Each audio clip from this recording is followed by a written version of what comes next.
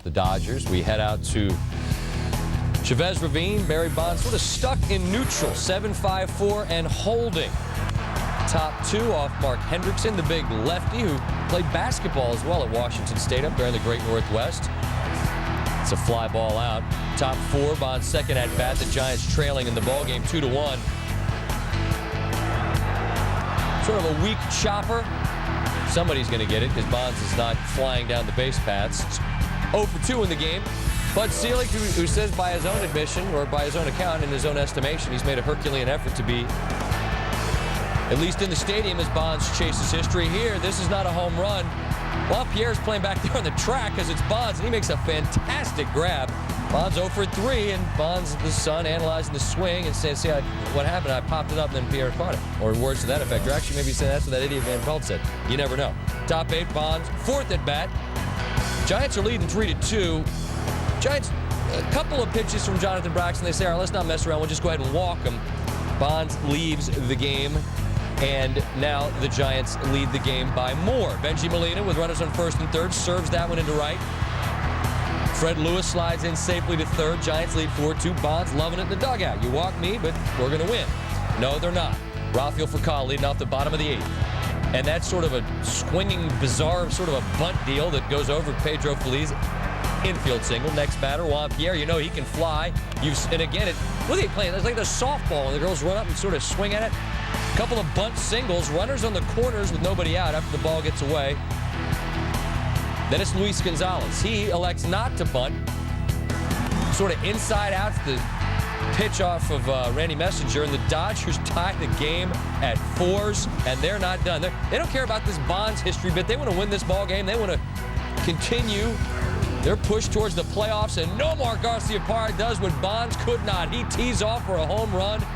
Dodgers explode for 4 in the bottom of the 8th, and they win the ball game in this bizarre sort of the series for these two teams. This is the first time in 11 games.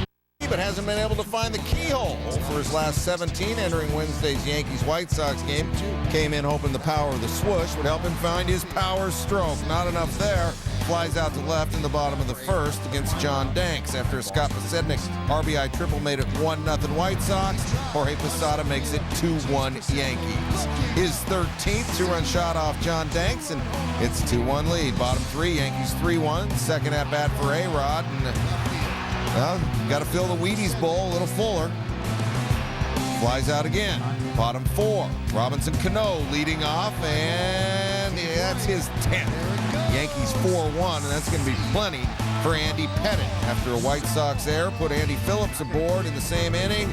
Shelly Duncan. 2-run shot, his 5th home run. The Yankees 6-1 lead. A-Rod says, let me touch him. That guy's out of his mind right now. Touch me. Rodriguez leading off the 5th off Boone Logan, and that's nothing. He's 0 for 3. Now bottom 7, Ryan Buckvich against facing Derek Jeter. Bartender. Check. Solo shot for Jeter, his 8th, and the Yankees are up 7-1. 2 batters later, full count for A-Rod. Is he going to sit down next to... No. Grounds to third. Establishment officially closed for A-Rod, who goes 0 for 4. Bottom 8, Yankees up 7-1. Posada against Charlie Hager. Some is good, more is better. Second of the night, and that ties the franchise record of 13 home runs hit in back-to-back games. It's 8-1. The next batter is Cano, and Hager goes with the knuckleball and is ejected by the home plate umpire Tom Hallion. And Ozzie comes out and says, I never saw anyone trying to knock someone down with a knuckleball. Closer than they appear. They're the Mariners. Felix Hernandez twirling here, and 5-0 home team leads, and this is a bad situation. Vlad Guerrero with a tapper. Hernandez and Ben Broussard collide. Hernandez down, and all of Seattle is holding their breath with Ajita. He returns to the mound. Later in the inning, it's 5-2. Casey Kochman to shallow center, and Ichiro has a hand cannon. Vlad Guerrero flying home. He's called out at the plate. As for Hernandez, went 8 innings, 7 Ks, in line to get the win. You hand the pearl to J.J. Putz, everything's fine, right? No. Tied for second in the major leagues with for saves. Gary Matthews Jr. has tied the ball game with his 3rd home run in 2 days, just like that. Bottom 10, Willie Bloomquist on third base. Jose Lopez. Oh, we're going for the squeeze to win. Oh, it doesn't work out. A pickle-lickle, Travis Bickle, whatever. Sean Figgins tags him out. All right. Angels strand the bases loaded in the top of the 11th. We're now bottom 12. Unieski, Betancourt. Game over. That's it. That's all. Johnny Drama victory. He brings in Beltre. Mariners have won 5 of 6. They are 3 back of the Angels. They are a half game back of the wild card. Here comes Seattle. And here comes Arizona and San Diego. What a ball game this was in a tight NL West. Arizona on top. They were 1 up on the Dodgers. We showed them beating the Giants, just 1.5 better than San Diego. Won 9 of their last 10. The Padres are up 1-0, top 5, and Mark Reynolds thinks he has something.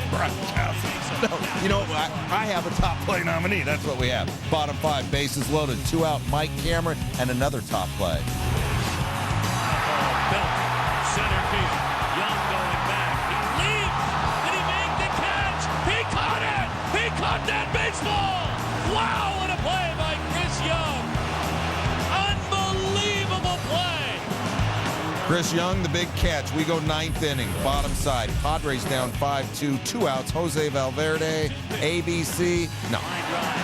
Cameron singles to center. Jeff Plum scores. It's a 5-3 game. Valverde, another chance to prove he's caffeinated. Milton Bradley, your next batter. And apparently they poured the decaf. 2-run shot. Padres overcome a 4-run deficit in the 9th. We're tied at 5. We go to extras. Valverde blows his 2nd straight save opportunity. Top 11. 2 on, 2 out. Eric Burns. Soft. Gets past Heath Bell. Little Green can't handle it. Runs, scores. Chad Tracy adds a 3-run homer. And the D-backs win a wild one. 9-5. Thursday afternoon's Minnesota-Kansas City game postponed, as well as a new ballpark groundbreaking ceremony scheduled for that evening. This in the aftermath of Wednesday's deadly bridge collapse in Minneapolis. I-35 West filled with cars at the time of the accident, many of them trying to get to the nearby Twins game. The weekend's Cleveland series may also be affected. A moment of silence held prior to Wednesday's game, which was played after deciding sending the attending crowd back into traffic would impede rescue efforts. Here's what those who were there saw. Top 8, Twins up a run. Alex Gordon fly ball. Lou Ford throws it away, trying to get Emil Brown at second. He goes to third. Next batters Esteban Herman and Matt Guerrier. Goes wild thing, I think you move me, and Brown moves home. We're tied, and Buddy Bell says, man, I'm going to announce my retirement at season's end every day if it gets my club fired up. Well, Gordon fired up, top 10 off Juan Rincon, his 8th, and the Royals win it 5-3 on a sad, sad day in Minnesota. Johan Santana, by the way, free agent after next season, telling the Star Tribune, when asked about the club not making any significant moves during the trade deadline, quote, I'm not surprised. That's exactly how they are. That's why we're never going to go beyond where we've gone. In a realistic world, you have to really make it happen and go for it. You always talk about future, but if you only worry about the future, then I guess a lot of us won't be a part of it. First pitch against the visiting Astros. How about the first ovation for that new guy? First baseman number 24. Mark Teixeira. To the newest I guess that's a pretty good How's it? Yeah. Well, he's an Atlanta guy. Played at Georgia Tech. Welcome back. And his first at bat, he gets an RBI because they walk him with the bases loaded. Wandy Rodriguez, a 55-pitch first inning. That's 11 men to the plate. It's really quite poor. A 7-run first. Matt Diaz right there doubling to left, and Teixeira and Andrew Jones score. We go bottom 6 Braves, 8-3, 2 on, and and there it is. There's a big house it from Teixeira. 3-run shot, and it's first with Atlanta, and the Braves win it 12-3. Home record in the National League, hosting the team with the best overall record in the National League, the Mets. Prince Fielder, no home runs in his last 67 at-bats. And how many times do we show a fact bar about a guy not hitting home runs? And then he goes and hits one, and we show you that. Whenever he does it, whenever we edit it that way, 447 feet came off Oliver Perez. His 31st, it was 3-0, 5-4. Mets down a run in the third. Moises Alou robbed by Ryan Braun, being very dude-like right there. And Claudio Vargas says, you got my back. Next batter, Marlon Anderson, get back. Deep right, a 3-run shot, his first of the year, and all of a sudden it's no longer 5-4, it's 7-5. Perez pitching well. Ask Tony Graffinino. Ask Manny Parra. And if you want, ask Corey Hart. Perez strikes out the side. Season high 11 Ks in the game. And the Mets beat the Brewers 8-5, your final. Said Lou Piniella, now the race begins. ESPN's Digger Phelps chatting with Lou. Where's the highlighter, Digger? Of course, Digger's there to see his son-in-law, Jamie Moyer, pitch. His team was down, his team being Jamie's team, the Phillies, but here come those fighting Phils. Ryan Howard with a drive deep over the head of Jock Jones. Jimmy Rollins scores. Howard digging for third, and he is gunned out. One more look at this. As Derek Lee, that's a super play right there and a great throw. And that would be important because the next batter is Aaron Rowan, and this guy is as dialed in as anyone in baseball. 18 games since the break, 18 extra base hits for Rowan. That ties the game at force, his 16th home run. We head to the ninth, game still tied, and in Wrigley they update the score, and Cub fans know if they win, their percentage points actually in front. Ronnie Cedeno trying to lay down a bunt. Brett Myers pitch up and away. Carlos Ruiz can't get it. Matt Merton all the way to third, so the wild pitch puts the winning run on third, nobody out. They walk the base loaded, then Myers gets a strikeout, then uncorks a wild pitch. It's a walk-off wild pitch. Cubs win, they're in first place. Lou. But what's important is to be in first place the last day of the season. Right now, well, you know, it looks good. But we've got a lot of baseball to play, and you can't get caught up in this. You got to keep focused on the game at hand and on the team you're playing, and forget everything else. And it works much better that way. It's pretty remarkable when you consider that this team early on this season was poo. Bad. Breaking news on SportsCenter, the Celtics have agreed to allow Kevin Garnett to pitch for the Red Sox. I think it's just the opening pitch. Maybe not so much.